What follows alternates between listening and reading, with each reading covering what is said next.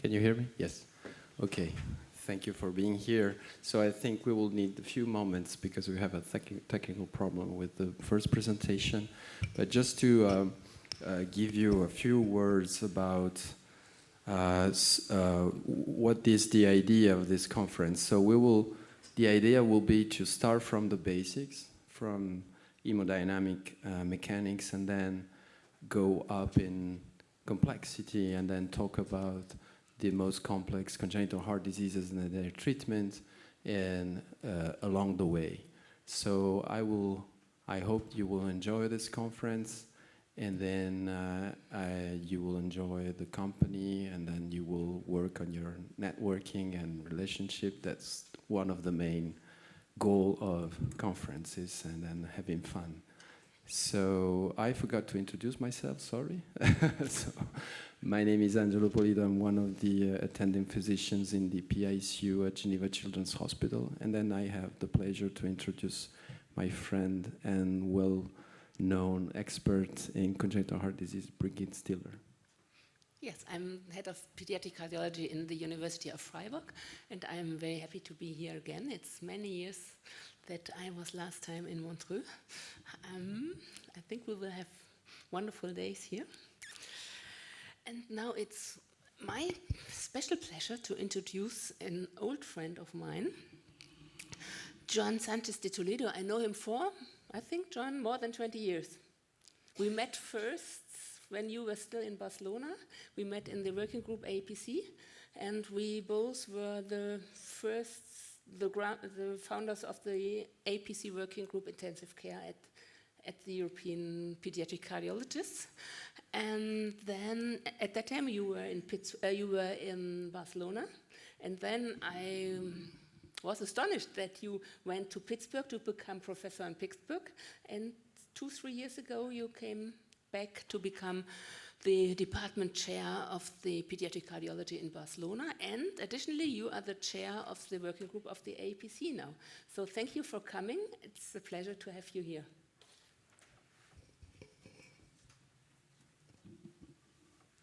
Thank you, Brigitte. Thank you, the organizer. It's a pleasure. Yes, we were here at the beginning, and we were in the last meeting just before the pandemic. So it's great to be here again. This is a great city, great place, and a great meeting. I have to disclose that I changed my talk after talking to a partner this morning, like an hour ago. So I don't know exactly what I'm going to talk about. But I think that it's an important session that talks about what we do for life, which is treating complex patients and treating a complex physiology. And we have to go to the basics, and that's what I'm going to do in 10 minutes, and then I think that it's good to have time for discussion at the end. So the title that they gave me, it's Cardiac Mechanics, the Complex Interplay of Cardiac Output Determinants, which I didn't choose the title, and that's what happened when you don't choose a title, right? That you don't know what you're going to talk about. Because if we just focus on the words of this title, we might end up the lecture in 5 minutes, probably. So what I did is I changed the way I study lately, and I first went to Wikipedia, which is what I used in the past. And Wikipedia says about cardiac output that it's in cardiac physiology, cardiac output, often denoted by the symbol Q, is the volumetric flow rate of the heart's pumping output. That is the volume of blood being pumped by a single ventricle of the heart per unit of time. So now we go to the famous ChatGPT to understand why ChatGPT is working. So cardiac output refers to the amount of blood pumped by the heart per unit of time.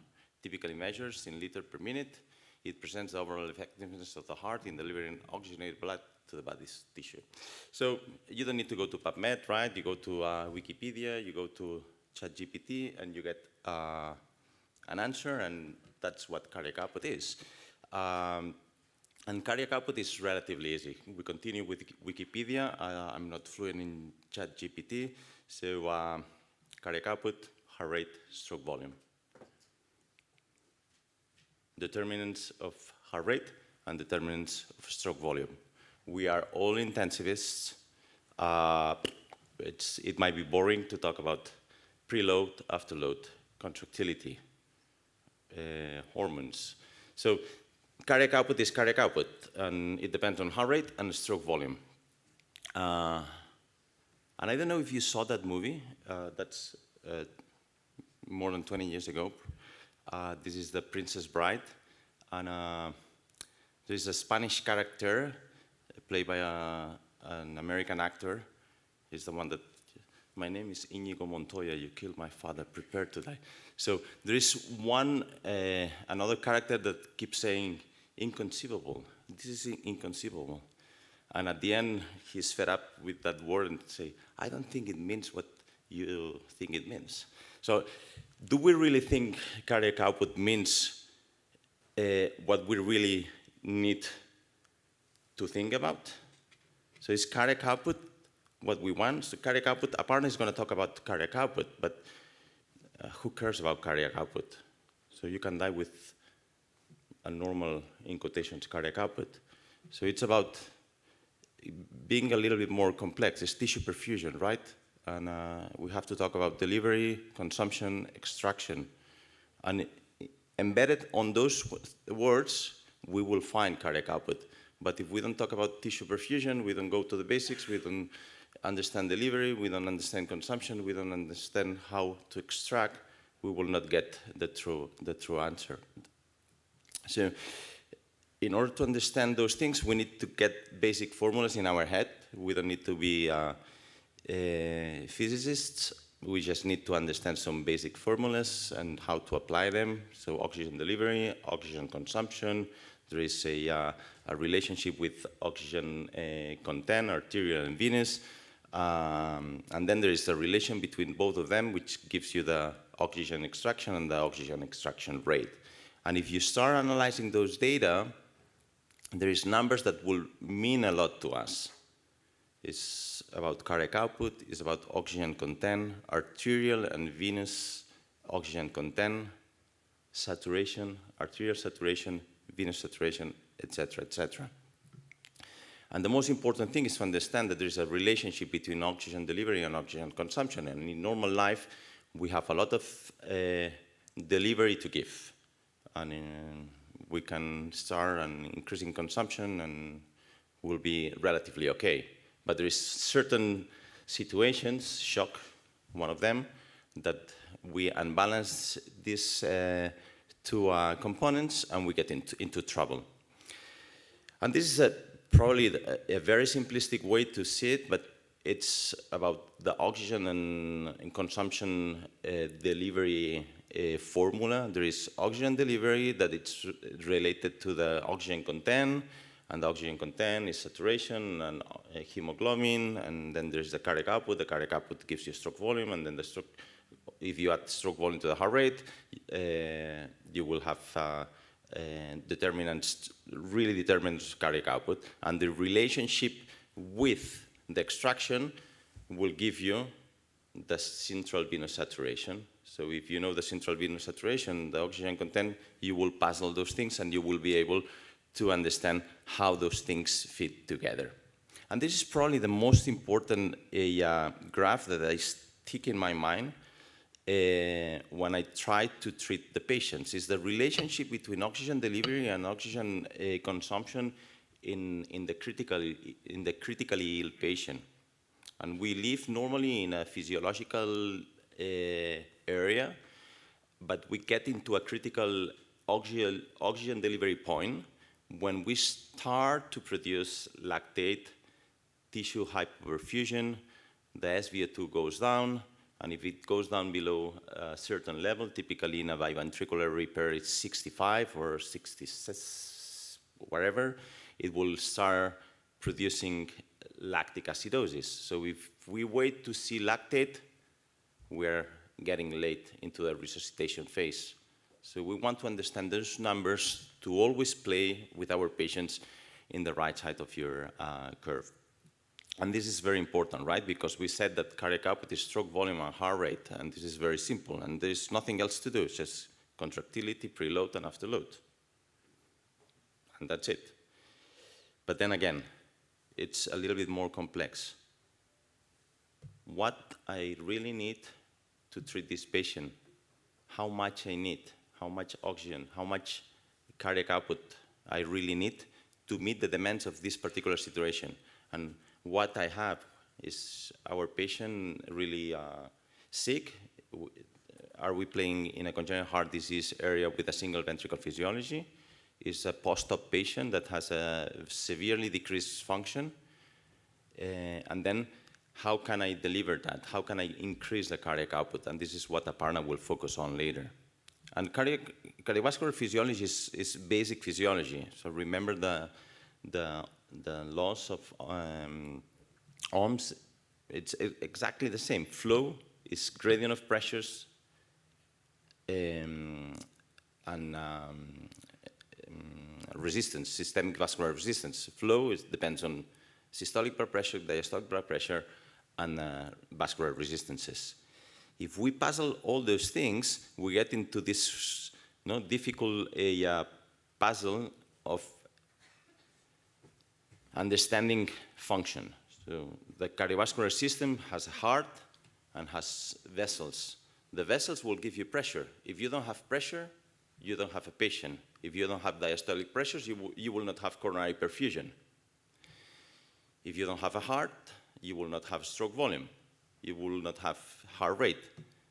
But if you have a stroke volume and you have high CVP, you will not have perfusion. So you have to puzzle all those things. So it's blood pressure, systolic blood pressure, diastolic blood pressure, because that will give you coronary perfusion. But if you have a high CVP, you will not have venous return. This is what happened to our Fontan patients, right? You can have the same systolic blood pressure with a completely different central venous pressure, and one patient will be dying and the other one will be living. So cardiac output has all those determinants that we know, plus something that is very important, which is the heart rate. The heart rate and the rhythm control. And this is probably one of the most important parameters that we can play with in the setting of the post-op cardiac patients.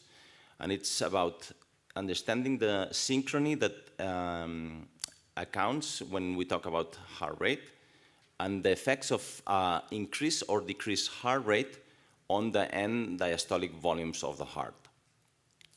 And what I mean by that, so this is obvious, and we all know that if we lose synchrony, we lose up to 30% of our cardiac output. Imagine a post-op patient with decreased ventricular function, complete AV block with a low heart rate, or a junctional ectopic tachycardia that doesn't have synchrony. Decreased ventricular function plus 30% of loss of cardiac output due to the desynchrony. So very important, always think about desynchrony. Sometimes surgeons said, no, I already put the ventricular pacing wires. No. I want atrial and ventricular pacing wires in complex patients. We use dexmedetomidine. Dexmedetomidine blunts the heart rate of those patients, so we need to react to those things. And then something that is very important, the relationship that exists between heart rate and the end diastolic volume. And this is a nice animal study that shows how persistent tachycardia ends up with increasing the end diastolic volume of your ventricle, and that will severely affect the perfusion and the contractility of the ventricle. We typically say in adults that above 150, sustained above 150, you start losing a contractility related to the increase of diastolic volume that hampers the Starling curve. And this is a third concept that it's very important, diastolic dysfunction, diastolic volume overload. It will give you ischemia. And this is why patients with heart rate, increase end diastolic volume, increase end diastolic pressure, that increases or that decreases coronary perfusion, and that's why we see increased ST elevations on patients with severe myocarditis or patients with severe supraventricular tachycardias. So at the end, we can combine all those things to modify the cardiac output, as Aparna will tell us in a minute. And there is multiple determinants, but we have to go to the basics. We have to go to the anatomy, the physiology, to understand what the patient really needs, what the patient has to give, and how we want to give it. I think that sometimes we make our lives a little bit too complicated, and ICU, and particularly cardiac ICU, is about making things as simple as possible. Sometimes the patient gets to the hospital in normal condition, gets to the operating room, and gets out from the operating room with a better heart. And sometimes we make patients worse than they were. So I think that it's about keeping things simple, focusing on solutions, and not thinking too much on problems. And this is what I wanted to say before Aparna is going to talk about cardiac output. Thank you.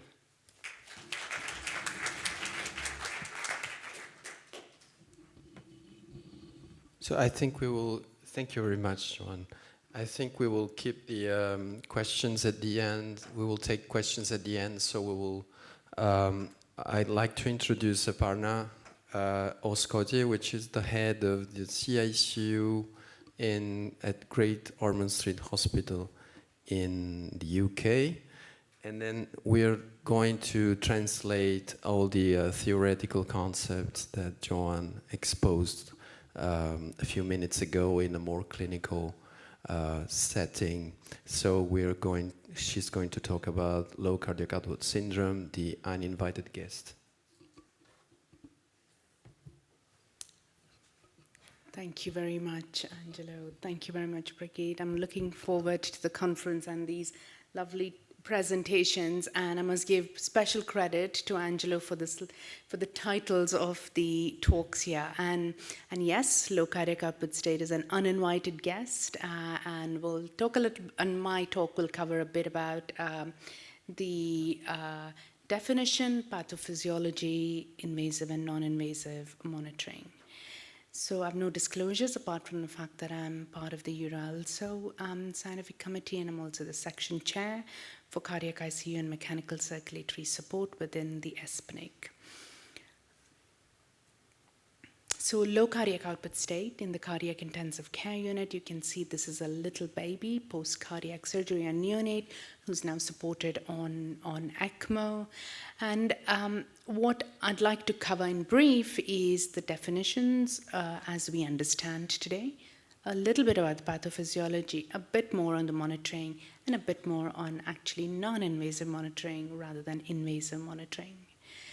So you've already heard about the determinants of cardiac output from Juan, but what I'd like to show, and this is one of my favorite graphs, which is from Shane Tibby's article in the archives, and where you actually see that cardiac output is determined by heart load, preload, contractility, afterload. Oxygen delivery is closely interlinked with oxygen consumption, and oxygen consumption in turn is determined by basal metabolism, thermogenesis, and external work. Oxygen delivery is also directly connected with the hemoglobin, the oxygen saturation. And what we do when we put a patient on ECMO is we substitute the heart by the ECMO machine, the pump, and the lungs by the oxygenator. And the same principles of preload and afterload still continue. Now, our aim here in this talk is to try and avoid getting to that state of ECMO. Now, what is low cardiac output state? It is seen in the immediate postoperative period. The causes are multifactorial. It contributes to postoperative mortality and morbidity, and preventing low cardiac output state has a major impact on ICU and hospital length of stay and in reduction in postoperative complications. Now, low cardiac output state is a well-recognized postoperative complication with an accepted collection of hemodynamic and physiologic aberrations, and we'll look at it in a little bit more detail very shortly. But to start with, it was 1975, 50 years ago, that it was first documented by Parr et al., and they actually used invasive methods of identification, the dye dilution methods. They had invasive lines, and what they found was that in 25%, the cardiac index is less than 2 liters per minute per meter square, and 20% of these children died, and they were a predictor of acute cardiac death. And the aim really was to keep cardiac index more than 2 and mixed venous at more than 30. And you know that there are various papers here which show this sort of, beautiful graphs which show this association between mixed venous oxygen saturation, the cardiac index, and furthermore papers that suggested that cardiac index and mixed venous oxygen PaO2 predict death.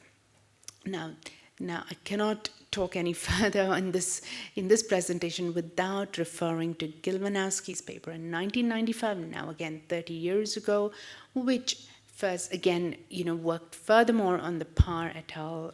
Principle of decrease in cardiac index after switch surgery in 25% of the patients. Again, the same thing was noticed. Less than 2 liters per minute per meter square was the ballpark figure. And what they also noticed that the median maximal decrease occurred typically at 6 to 12 hours, as you can see very clearly here. And then furthermore, that this was associated with an increase in SVR, the pink value, and then you can see that there was a reduction in the PVR of nearly 40%. Now, the nadir for low cardiac output state was 8 to 12 hours after removal of cross clamp. But honestly, we know at the patient bedside that we must be vigilant for this possibility at all times. Now, the low cardiac output state syndrome is difficult to define. It is characterized by worsening signs of systemic perfusion, increasing inotropic requirement, and it's accompanied by a fall in mixed venous oxygen saturation. And it's a clinical syndrome based on constellation of clinical signs and laboratory values, and with low pulse volume, prolonged capillary refill time, low blood pressure, poor urine output, rising metabolic and lactic acidosis, poor mixed venous oxygen saturation, and a rising AVO2 difference. Now, whilst we know this at the bedside, this is a clinical definition, and most of you will agree with this, but let's look at what some of the studies looking at interventions with low cardiac output state have, and what the researchers have done to understand how best to define low cardiac output state. And I think it's very clear that you will notice that there is no consensus definition. Now, the PRIMACOP study, so this was published in 2003, and it looked at the efficacy and the safety of milrinone in preventing low cardiac output syndrome in infants and children after corrective surgery for congenital heart disease. And you can see that the high-dose milrinone reduced the risk of low cardiac output state with a relative risk reduction of 55%, which was significant, and this was in 238 patients, and reduced the risk of low cardiac output state through the final visit by 48%. So relative risk reduction of 55%, that's an important statistic. And when they looked at children without major protocol variations, it was actually 64%. And so this would be something that was really valuable to us in intensive care unit to reduce low cardiac output state with the prophylactic use of high-dose milrinone. And you can see very well that it was 25% in the placebo, low dose group, it was 17%, but in the high-dose group, it was 11.7%, so very significant. But let's look at how did they define low cardiac output state. Here, it was a clinical diagnosis of low cardiac output state with the practitioner discretion and a significant escalation, that is doubling of the baseline support or adding a new pharmacological agent. And so you can see that the clinician acumen is quite important, and the discretion here contributed to probably some vagaries in the definition of the primary endpoint. And they define as clinical signs and symptoms, example, tachycardia, oliguria, poor perfusion, cardiac arrest, with or without widened arterial mixed venous oxygen saturation difference, or metabolic acidosis. So again, this definition is a little loose. And in the study, they excluded univentricular heart palliated patients and only looked at biventricular patients. And you know, for today's day and age, what keeps an intensivist at the bedside is the single ventricle physiology patients. So let's look at this paper published in 2016, the nitric oxide administration during pediatric cardiopulmonary bypass, a randomized controlled trial, where they looked at the administration of nitric to this oxygenator in the bypass circuit in children having cardiac surgery and whether that had any impact on postoperative low cardiac output state.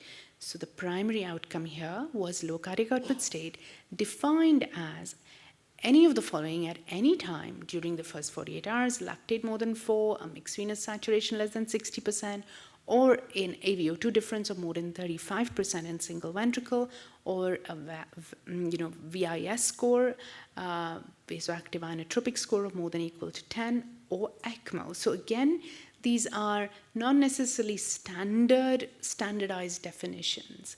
And what they did find was that in the nitric oxide group, the incidence of low cardiac output state was 15%, whereas in the control group, it was double the 30%. This was very statistically significant.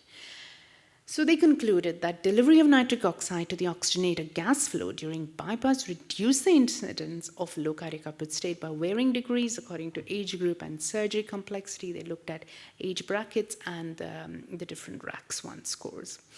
Now, looking at this study, here the authors here developed a score, a low cardiac output syndrome score, and they checked to see if this was associated with morbidity in infants after congenital heart surgery. They calculated that score by giving 1 point each for the following: tachycardia, oliguria, toe temperature less than 30 degrees, need for volume administration in excess of 30 mL per kilo per day, decreased near-infrared spectroscopy measurements, hyperlactatemia, need for vasoactive inotropes in excess of milrinone and of 0.5 mics per kilo per minute, and this was recorded hourly. And you can see in the table there that they have the different points of how they were giving the scoring. Now, vasoactive inotropic score, you all are aware of it. But it is very highly dependent on individual physician and institutional practices regarding escalation and weaning. It depends on physician behavior in terms of understanding and complexity of the patient condition. It also only considers contractility and afterload as potential cause of low cardiac output state, does not take clinical signs of low cardiac output state into consideration, and is at best a surrogate measure of low cardiac output state. So therefore, having a score which used not only signs but also some therapeutic interventions into calculating whether or defining low cardiac output syndrome was probably a more sensible option. So what they identified was a peak low cardiac output state, that is the highest low cardiac output syndrome score in the first 24 hours after surgery, and a cumulative score, which is a sum of low cardiac output syndrome score on CSU admission and scores obtained at 8, 12, and 24 hours after surgery. Remember the nadir from the Wanowski paper, and this was used as a comprehensive measure of severity and duration during the first postoperative day. And here they defined postoperative prolonged length of stay as more than 5 days. So that's quite a strict definition.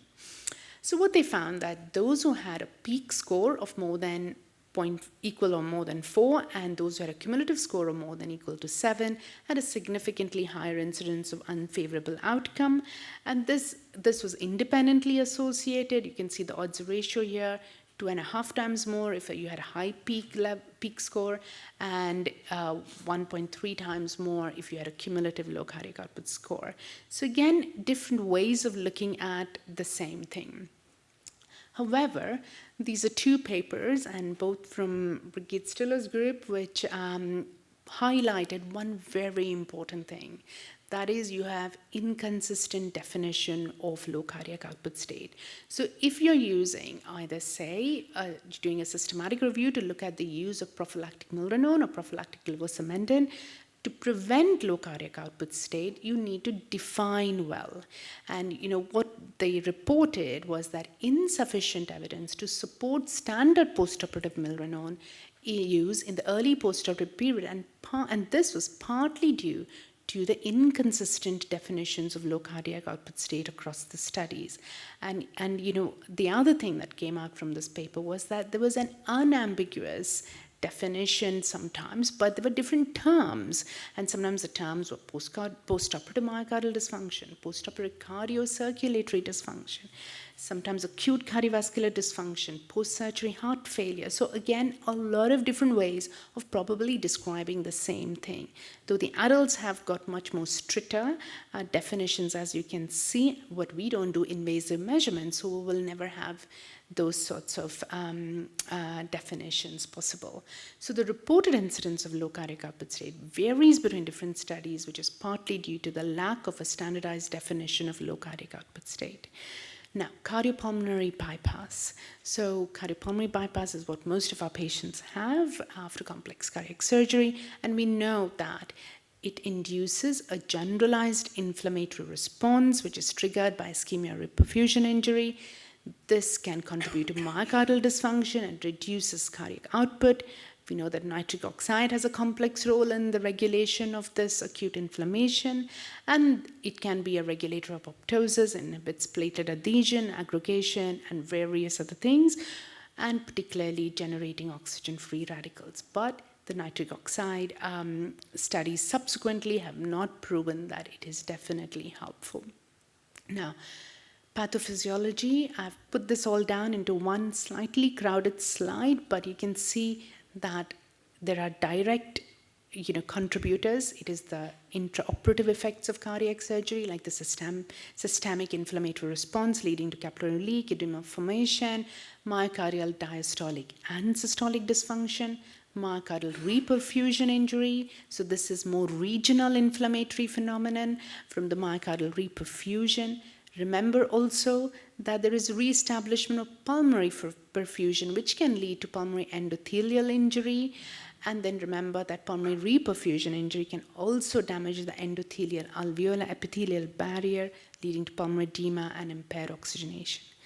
Now, don't forget that the ventricular volume overload or pressure overload from the underlying congenital heart disease, which has now gone a change post-cardiac surgery, is also a contributor. So you could have a volume overloaded heart, a pressure overloaded heart, and whether it is the left side or the right side, there are issues again which can contribute to low cardiac output state. And finally, you can have dysfunction, which is maybe a result of either systolic or diastolic dysfunction, and it may result from inadequate preload or high or RV or LV afterload. So these are all important factors to consider. So again, cardiopulmonary bypass is a very, very important player in the generation of low cardiac output state and the pathophysiology. And not to forget that in certain situations, like the tetralogy of Fallot patients, you can have inadequate myocardial protection. And this is a very old paper that I found where they talk about the focal myocyte necrosis that you can get from inadequate myocardial protection, which again, has got metabolic correlates like, depression of ATP, increased lactate, and all this is a mechanism which contributes to myocardial damage. And not to forget that, the hypertrophied myocardium is even more susceptible to poor myocardial preservation because of the inadequate capillary density as compared to the myocytes. And newborn myocardium, in particularly if it has undergone a ventriculotomy, is even more challenging. So there can be another concept is the presence of or development of pulmonary hypertension. Now, cardiopulmonary bypass by itself can result in increased pulmonary vascular resistance. And as you can see, multiple factors, microemboli, atelectasis, hypoxic pulmonary vasoconstriction, inflammatory mediators, endothelial injury can directly cause, lability of pulmonary hypertension. But at the same time, never forget the anatomical causes that you need to be aware of, and they can be varied from, the increased left atrial pressure, any obstruction, any sort of, PA branch stenosis or a residual shunt. So you can remember these things, very, very important. And we know these typical hemodynamic changes that we see, and you're well aware of this. And also you're well aware of this, again, a slide from very old time, and I'm quite fond of this. I don't think there's another paper which has lasted, its significance over 80 years, and you can see this is the impact of lung volumes and on pulmonary vascular resistance. And again, very nice, which shows you the differences and importance of keeping the tidal volumes in the FRC range. So again, one more thing here, which looks at the pulmonary vascular resistance and the pH. Again, very important for us to be mindful of. So again, coming back to the first 24 hours, very tricky. There are multiple factors that can contribute to low cardiac output state, including arrhythmias, hypoxemia, hypotension, hypovolemia. But do not forget cardiac output as an important determinant of tissue perfusion. And it's so important that we understand the balance between oxygen delivery and oxygen consumption, and it is integral to our understanding of the concept of tissue perfusion. And there are many ways of monitoring tissue perfusion. They can be invasive, non-invasive, regional, global, bedside or laboratory. And do not forget the microcirculation. We focus entirely on the macrocirculation. So bedside assessment, very important. Clinical, heart rate, rhythm, blood pressure, you know all this really well. And the laboratory assessments. But think of global perfusion and think of regional tissue perfusion. And remember that acute circulatory failure can lead to impaired tissue perfusion even in the absence of hypotension. And this is something, a very important thing for us at intensivists at the bedside. Second, that remember that there can be direct regional tissue perfusion impairments, and this actually starts earlier and it improves later than vital organs. And we really don't have very good ways of looking at regional impairments of poor tissue perfusion. And this is a slide which has already been shown, this very important graph. So I'm not going to go through that. I'm going to skip over this. And I'm going to skip over this too. But this is important, I think, that we in low cardiac output state need to think of the mixed venous oxygen monitoring, particularly in the single ventricle patients. And you can see here that the SaO2 did not show the difference between survivors and the non-survivors. But the mixed venous oxygen saturation showed distinctly the difference, and it was running low in those who didn't make it. So again, very important that you have bedside examination, postoperative physiology, non-invasive, continuous versus intermittent, and also look at the laboratory tests. Now, are there any fancy markers? Why do we need to get up in the middle of the night if a biomarker can tell us?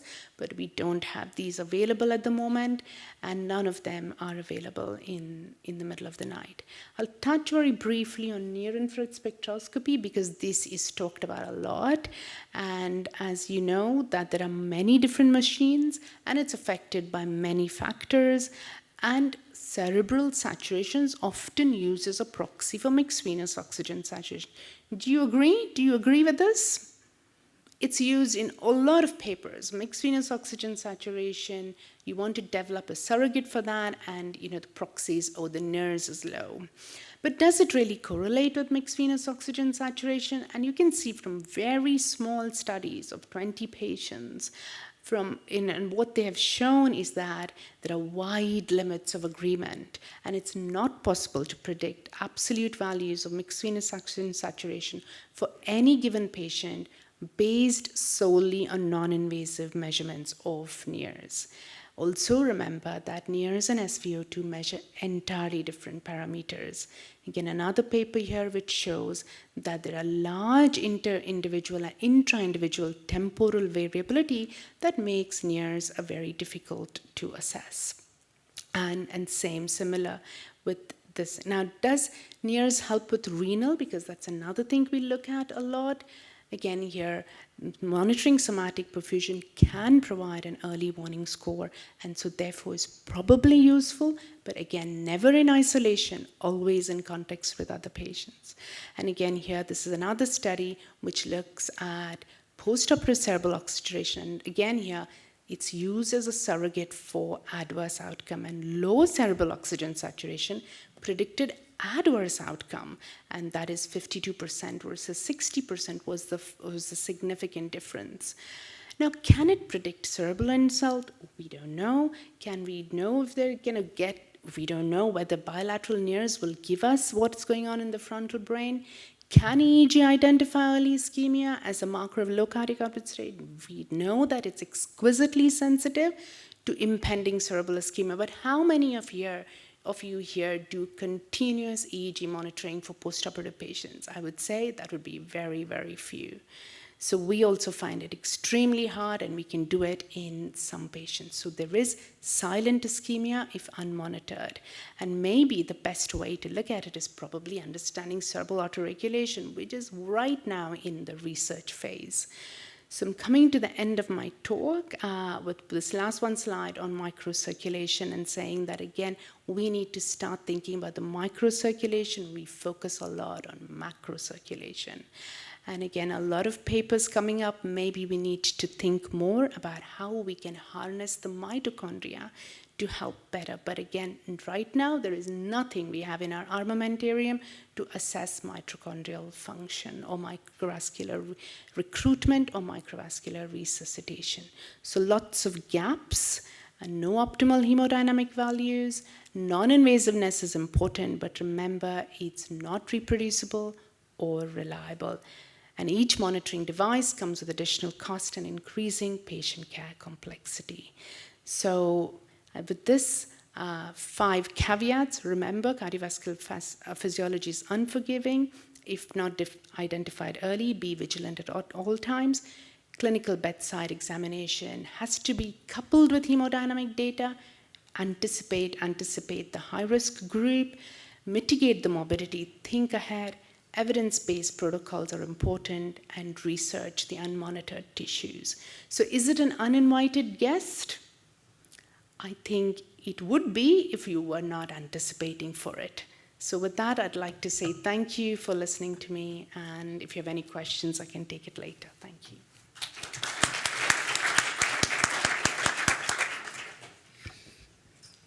Thank you, Aparna. So many papers and so many topics. Wow, that was all around of the pediatric cardiac ICU. Thank you so much.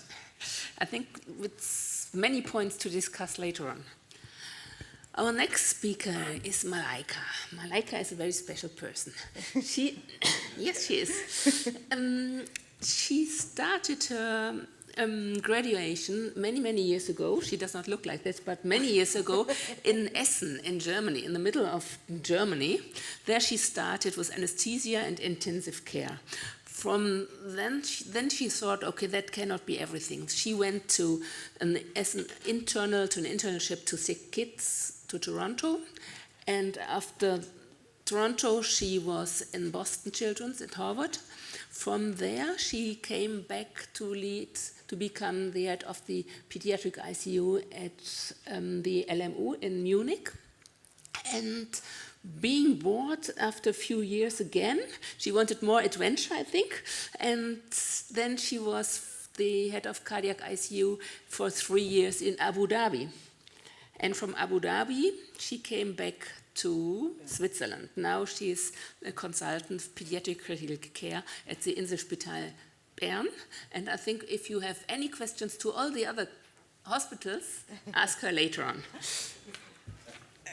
Thank you very much for this kind introduction. Yeah, my journey was really very interesting. I was actually 13 years in the United Arab Emirates to live in a different culture, see a different states. It was a hospital led by Cleveland Clinic and extensively cardiac surgery, so it was very well. But I plan now to go into my retirement in Bern, so let's see if that happens.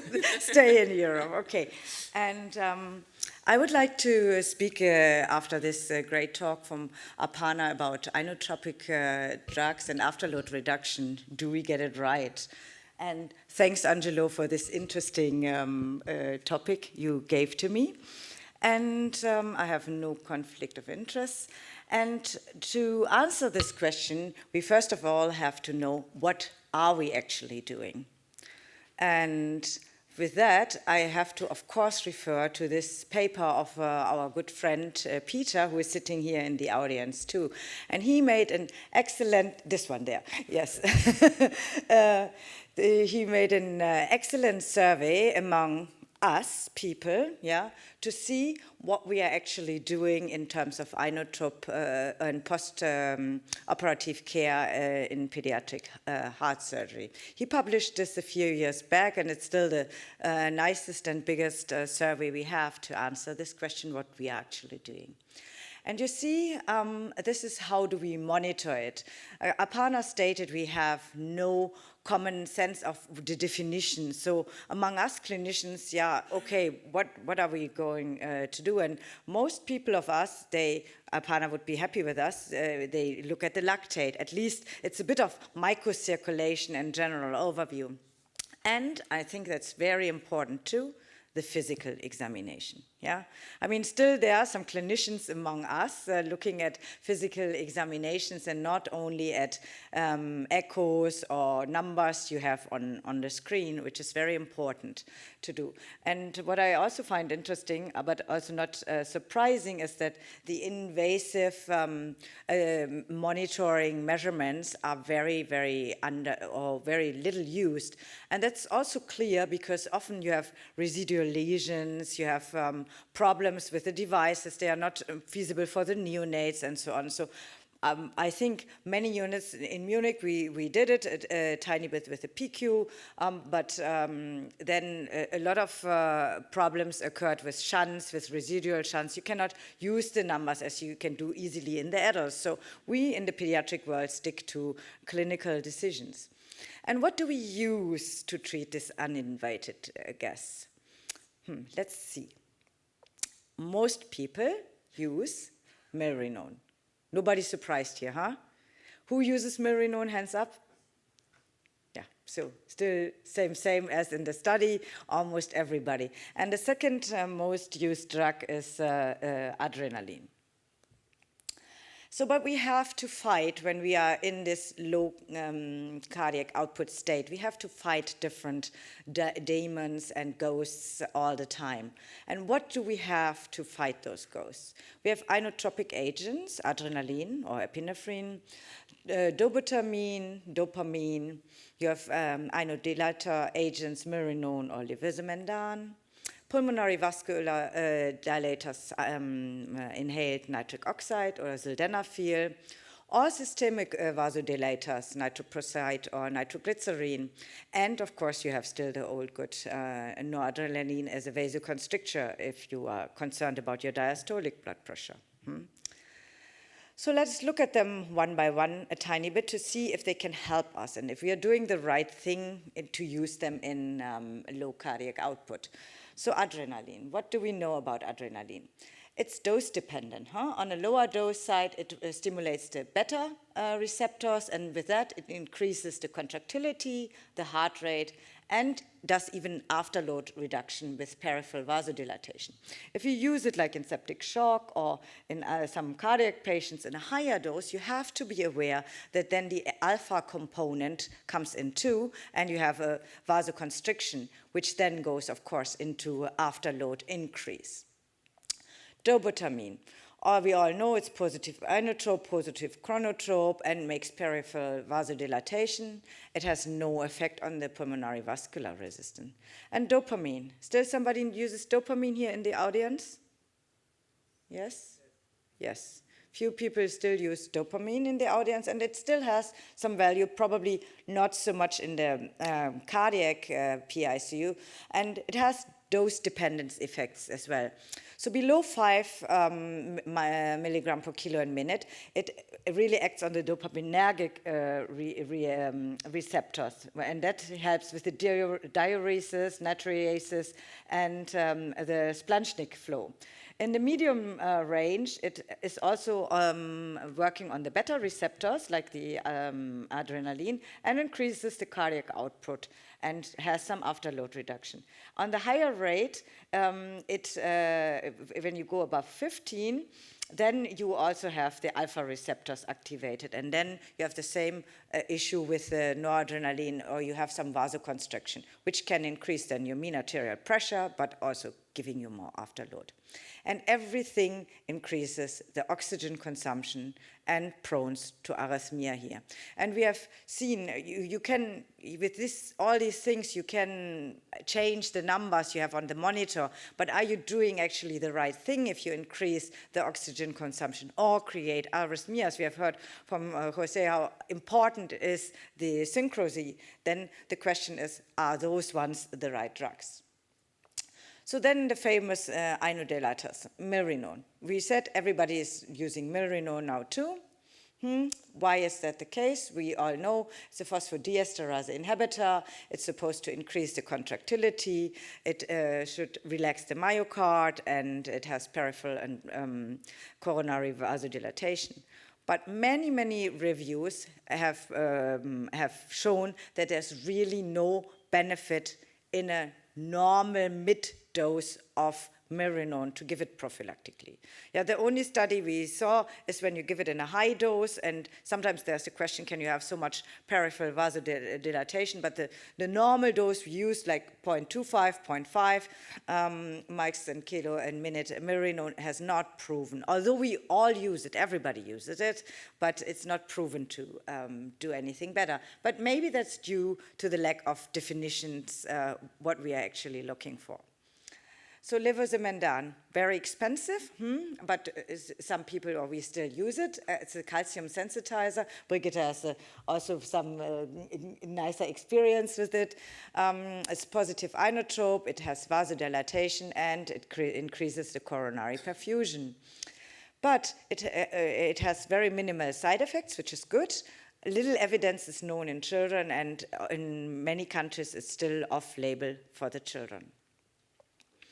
So about pulmonary vasodilatators, we have nitric oxide and sildenafil, and as we have heard from Aparna already, the inflammatory response due to cardiopulmonary bypass leads to pulmonary hypertension, right? So we often may need those additional helps to increase the cardiac output by decreasing the pulmonary vascular resistance. And inhaled NO has really very little systemic effect or side effects. Then what about the systemic vasodilatators? One could argue, like, what about nitroglycerin? We make the periphery wide, we have better microcirculation. Huh? This is what we want, yeah? We want to have the blood a chance to get out there. And they might increase the stroke volume, the cardiac output, and increase the oxygen delivery to tissue, yeah? And reduce the myocardial oxygen demand.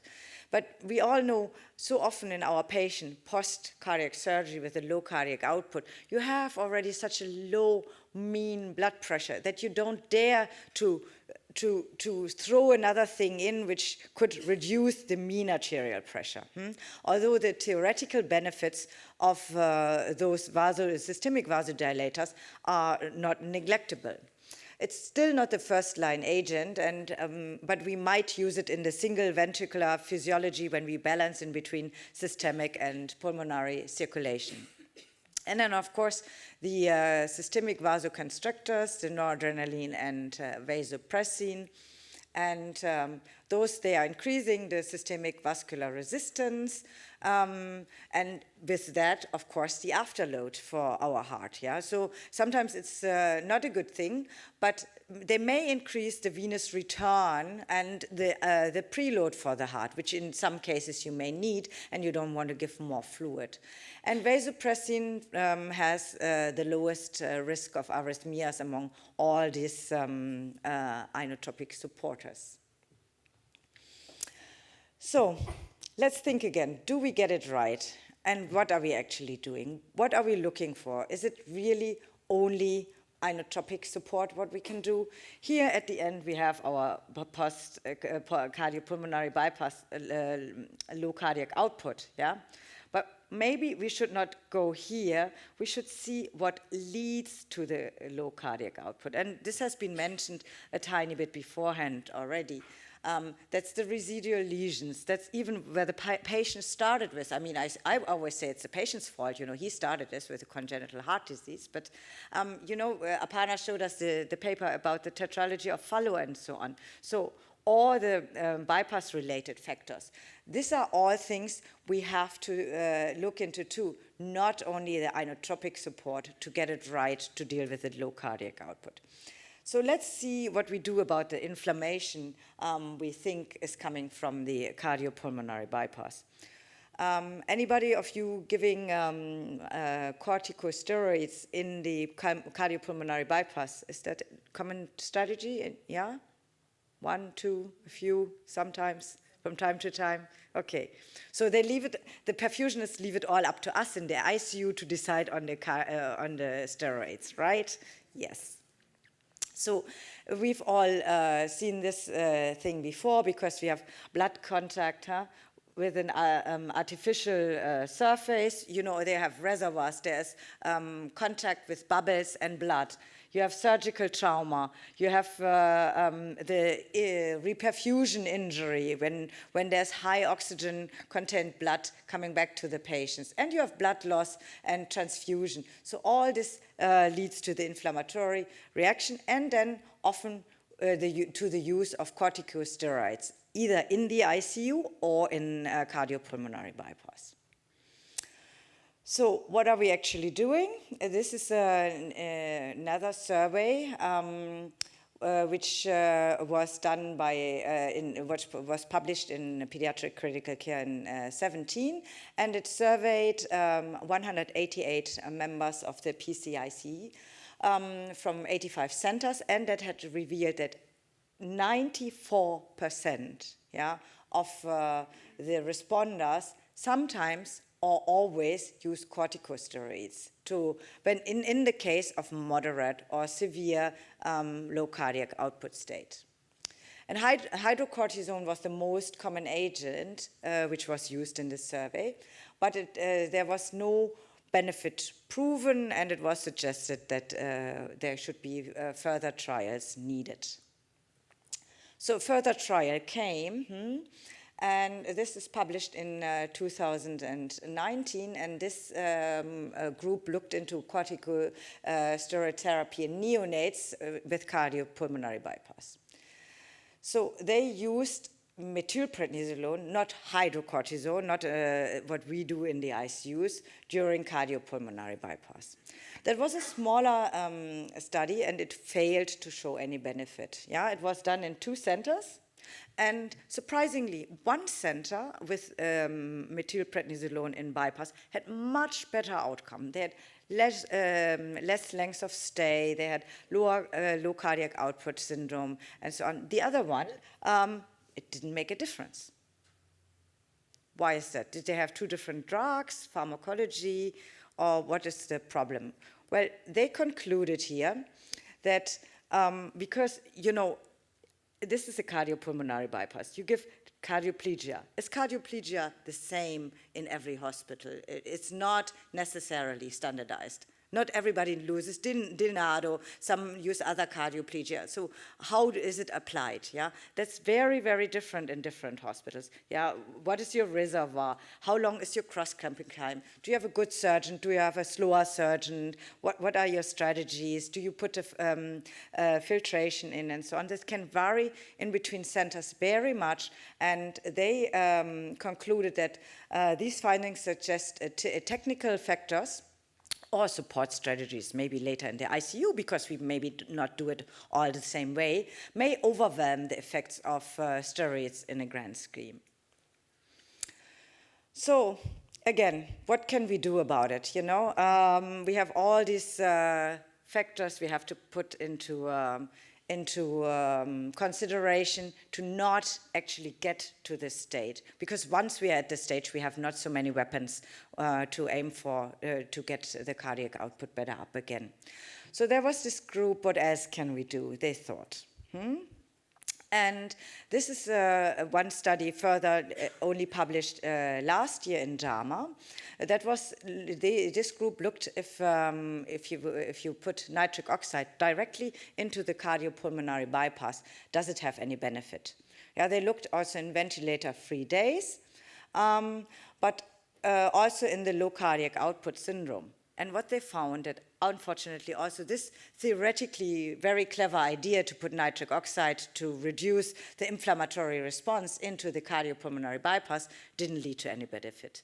You see here the ventilator-free days are the same, and the low cardiac output syndrome was actually mildly, if not significant, higher in the patients with where nitric oxide was given into cardiopulmonary bypass.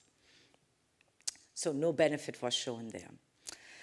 So we've seen similar graphs already from the previous speakers. I think low cardiac output, we cannot just decrease the afterload. That is not the only way to deal with to get out of the state of low cardiac output. So if we only do this, we definitely don't get it right. We have to see about what sedation and analgesia we give, and Jose said about dexmedetomidine. Yeah, we need it, but we need to deal with the consequences probably. Decrease inflammation, yeah. How do we do it? Lower, shorter bypass time, this, that, and the other. Cortisone, good, not good. We still have to search for the answers. Yeah, in the amount of time I was given, I didn't go even into first to start with fluid, which fluids to give transfusions and how to get rid of them again. Then adequate mechanical ventilation support and playing the interaction in between heart and lung is very important strategy too to deal with low cardiac output. So, and of course, we want to avoid this state that we need to go on ECMO because we cannot get out of this vicious cycle with low cardiac output. So at the moment, what are we doing? We are just running behind. You know, we try to catch up with what was the aortic clamp time, the length of bypass, the primary lesion we had to deal with, the comorbidities the patient came in with, were the transfusions given during the bypass or later on still needed because the patient is bleeding, which temperature the patient comes in. So we are just running behind and trying to catch up. Maybe that's not what we should do.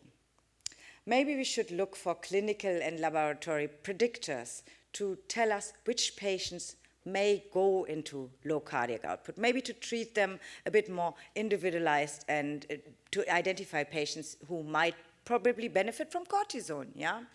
And if we can, with time, have a crystal ball and foresee which patients may go into low cardiac output, we can intervene and stop this process before we go into low cardiac output.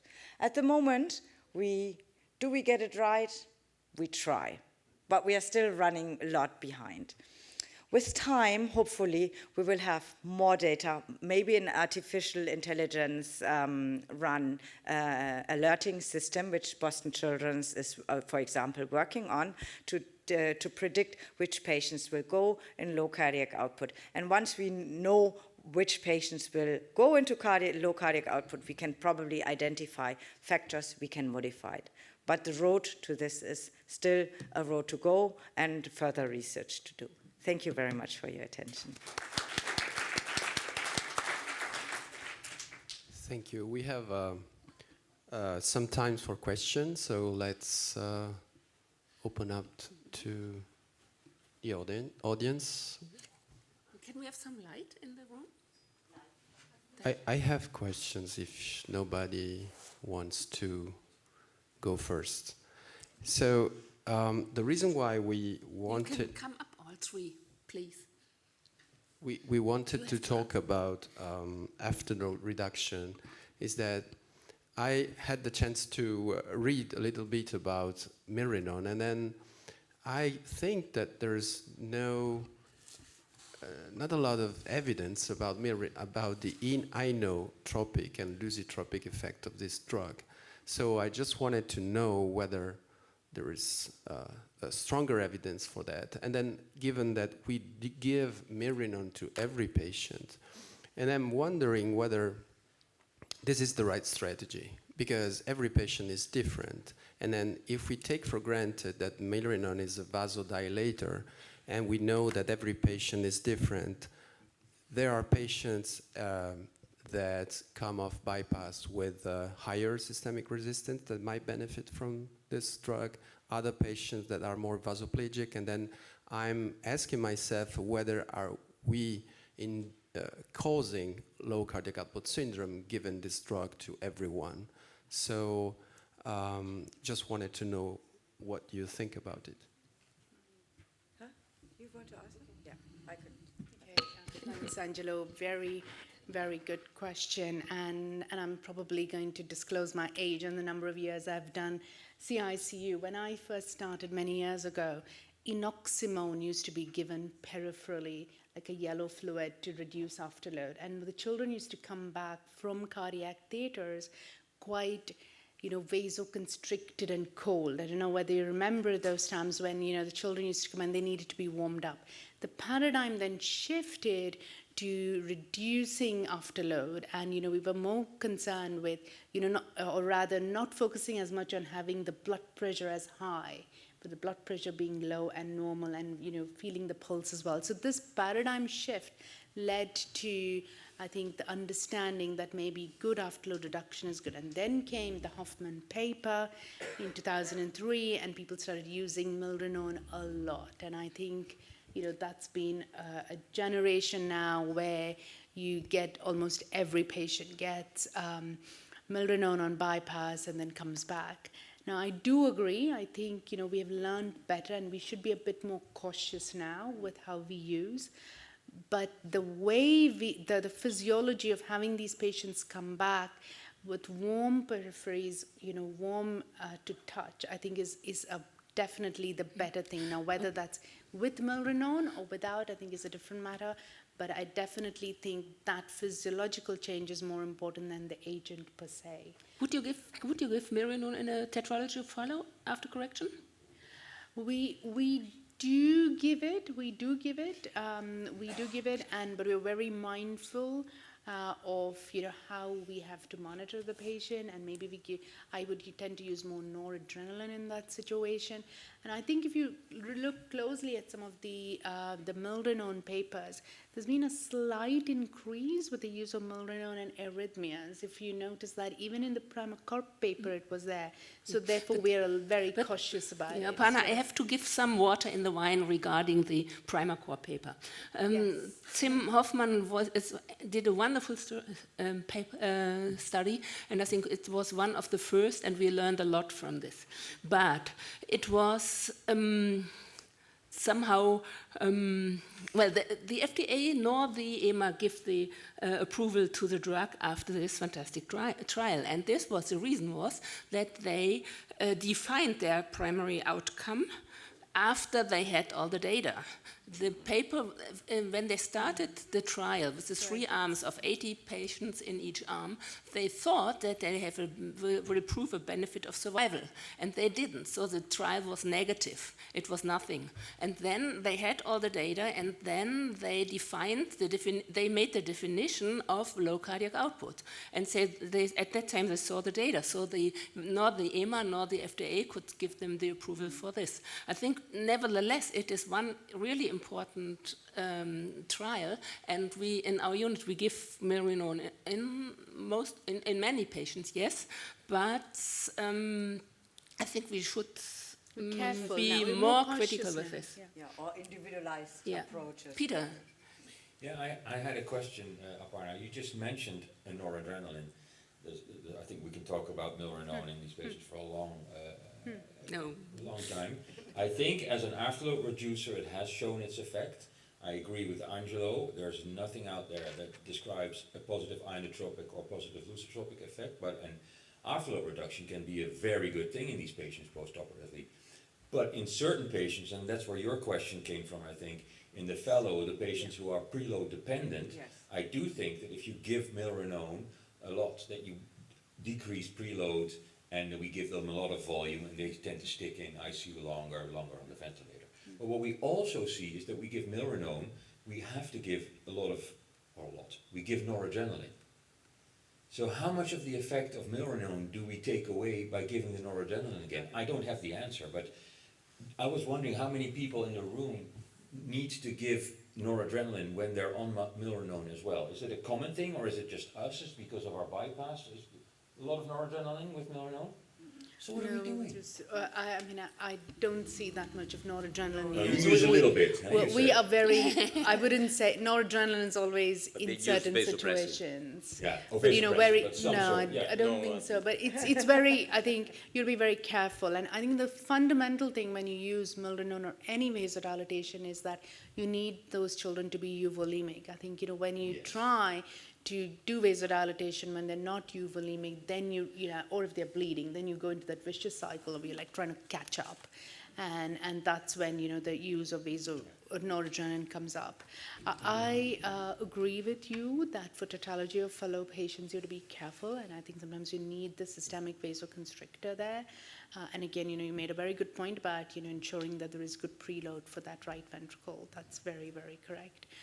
But yes, we have somehow become very used to using milrinone. And I think maybe we should think and re-challenge it and maybe start thinking like which are the patients who benefit the most.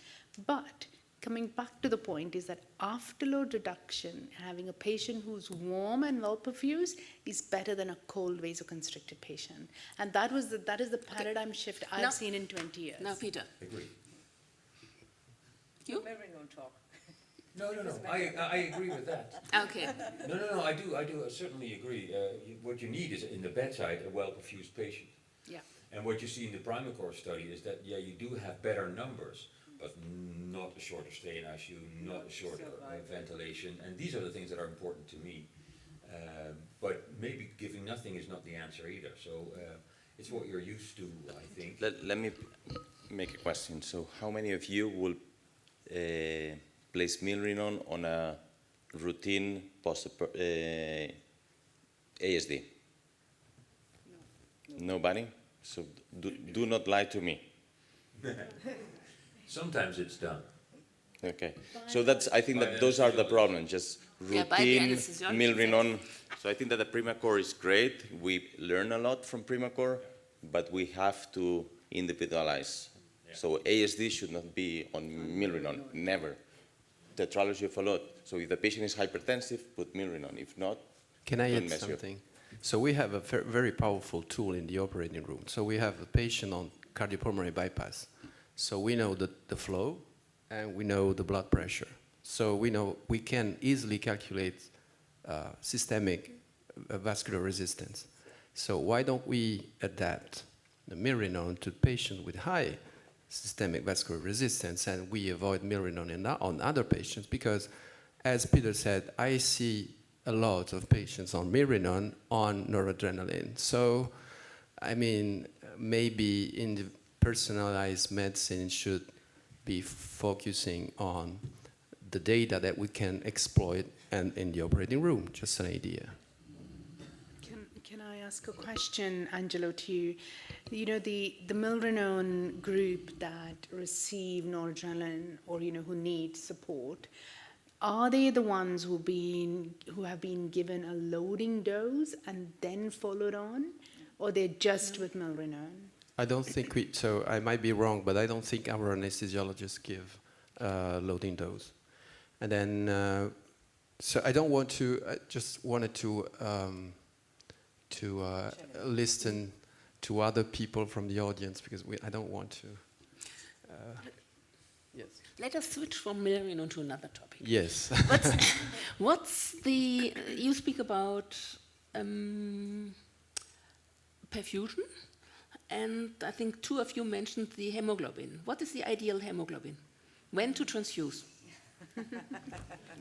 Do you want to go there? At the ICU. at the ICU. Nobody will get coffee with Not us during discussion. the, No, not listen. in the OR, not on bypass, but the child coming from the ICU, back, coming from the OR to the chest is closed, everything is stable, and when to transfuse. So I think that the last time that I was here, I had to give a talk on transfusion Okay. because Eduardo was not here, so they gave it to me.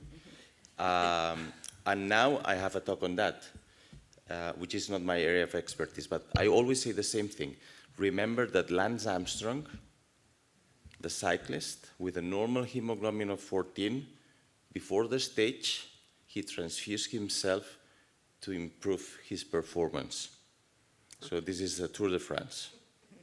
So hemoglobin of 14, biventricular repair, full blood, full bag of blood to improve performance. And he won 5 times the Tour de France. With what I'm saying is that sometimes, Then I would prefer EPO.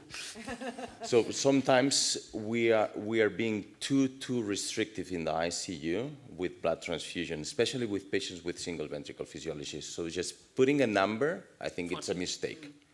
It just taking all the things into account. We cannot just minimize to one number, I think. We need to understand better the physiology. That's good. Yeah, I think I completely agree. You cannot transfuse by a number. Of course, we all know that you have to see what's the lactate, what's the peripheral perfusion, all these things counting together. And most of you will have read the new TAXI guidelines where you go really, really to low hemoglobins, and there are recommendations to go with relatively stable single ventricles, even to an HB of only 9 or 90, whatever units you use. So, I mean, this is a group of experts have come together, but then also they say in stable patients, yeah, in certain conditions. So I think it goes back to there is no perfect number to answer this question, to transfuse or not transfuse. But we all know that transfusion doesn't have only positive effects, yeah? I mean, yesterday in the workshop showed an ABG taken of one of the RBCs given in our hospital to the patient, yeah? pH 6.7, yeah? Lactate 23. Potassium 7.6. Yeah, this is what we give into our patient. Yeah, this is not so physiologically either. Yeah, no calcium, which may cause problems with your coagulation. So the hospital-acquired infection rates goes up with transfusion and so on. We know there are side effects. If there would be only benefits for Lance Armstrong, then I think nobody would doubt it. But we really have to balance what we are going to do. Yeah. I think another element to take into account is the preoperative hemoglobin of the patient. So if you stick to 9 or to 8, but the patient had 22 before surgery, so I think tissue metabolism needs time to readapt to a different oxygen delivery. Oh, viscosity. Yeah. So sometimes, even though guidelines say that it's not, there is no indication, that the transfusion of blood to patients were cyanotic before, it's not to exclude. But if you want a number, what I use is on a patient that is in ICU, biventricular repair, not the most critically ill, is above 9, and in a single ventricle physiology above 12. This is what I use after reading all the guidelines and my experience. And then you do plus and minus, and I know that people will do something different. But Danke. Thanks. People from the audience want to intervene, to make comments and questions?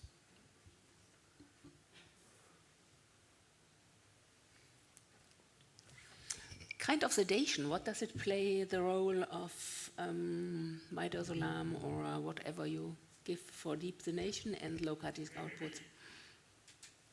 Is it a role or not? I think it's very important. It's a key point on how to manage our patients, and I think that the question is as low as possible to keep your patient as comfortable as possible. Advance towards extubation sooner rather than later, and try not to overshoot with sedation. What combination? Whatever your hospital is used to. The typical ones are a little bit of opioid and a little bit of anxiolysis. We used to use Midas. We don't use Midas anymore. So we typically use or either fentanyl or morphine combined with a low dose of dexmedetomidine. That's what we do too. Yeah. Yeah, And also if the chest is open and also if they are on ECMO. Yes. So yeah, avoid midazolam. That's what we do. And dexmedetomidine is coming up a lot. So dexmedetomidine, if we are planning to not have it for long, we use, but we go to clonidine as soon as possible as well, if enteral feeding. Yeah, there's the mic. Peter. Oh yeah, does dexmedetomidine lower the cardiac output? Because it lowers the heart rate. And sometimes But it lowers the peripheral vascular resistance too. But that's a very important point. It is, So it gives you hypotension and it gives you bradycardia. Can. So you end up with more drugs. You can. end up with noradrenaline, adrenaline, and then the patient is intubated, blah, blah, blah, fluid overloaded. So at the end, I think that we use too much dexmedetomidine sometimes, and I see the difference when you work in different places, for instance. In a place that routinely does atrial and ventricular wire placement, you can play safe with dexmedetomidine because you're going to react by increasing the rate of the atrial pacing. If you don't have pacing wires and you go up on dexmedetomidine, you will increase whatever drug you use, dopamine, adrenaline, or whatever, to increase the heart rate. So you have to think on those things. And I think it's also very important when it comes to sedation, maybe that, we all know this, you go on the nursing team or the physician team go on a different shift or something, and then the impression of the nurses is completely different. What an agitated child is for one nurse is maybe not the same as for another nurse. So there are a lot of schemes like sedation scales, withdrawal scales, and so on, to try, and you also see the trends you have in your unit. My sedation has gone up, but the child is too deeply sedated. When I look in the sedation scale, maybe I can lower it. So that gives you a bit more of an objective than just a feeling when somebody just walks into the room. So we try to use a lot of trends with scales and graphic trends of the sedation amount to really try and minimize what we are giving because of all the side effects we have just mentioned. Yes, and if you have an AV block, grade 2 or 3, stop Dex at all. Yes. That's Yes. in more than 50%, you don't need a pacemaker. Yeah. I think it's time for coffee, right? Coffee. Coffee break. Thank you. Thank you.